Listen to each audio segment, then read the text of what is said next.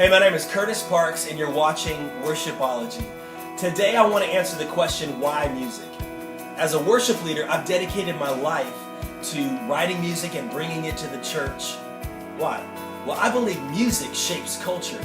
That's why everywhere you go, you can't escape music. I mean, if you're in a store in the mall, it's being played on the loudspeakers. Whether you're watching TV or a movie, it's in the background as a soundtrack. You can't walk down the street these days without seeing a dozen people with iPod buds in their ears. Music is everywhere. I also believe music is the universal language. I mean, that's how a band here in the United States can release a song and it will go #1 worldwide, even in places where they don't speak English. Music translates and transcends.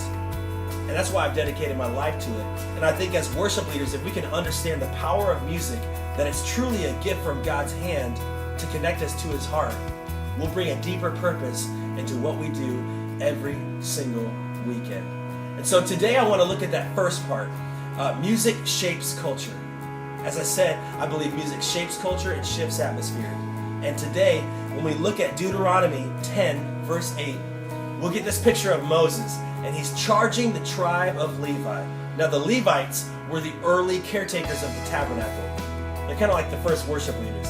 And he says to him in verse 8, "At that time, the Lord set apart the tribe of Levi to carry the ark of the covenant of the Lord, to stand before the Lord to minister, and to pronounce blessings in His name, as they still do today." That last part, "as they still do today," means it's for us in this age, even thousands of years later. So that three part of the Levite calling here is this: to carry the Ark of the Covenant. You know, wherever we go, we carry God's presence. That's what the Ark represented. When we walk into a room, it should change. The atmosphere should truly shift. The second part, to minister to the Lord. Let's not be so busy setting up and sound checking and working with these perfect parts that we forget to minister to Him, to tell Him how awesome He is. And that last part is key for the church, to bless others in His name. When we worship God, we can truly understand who we are as the church, because we can see how good God is.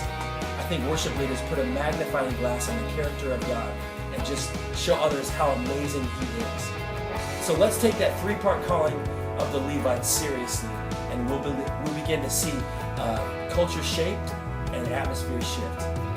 Thanks for watching.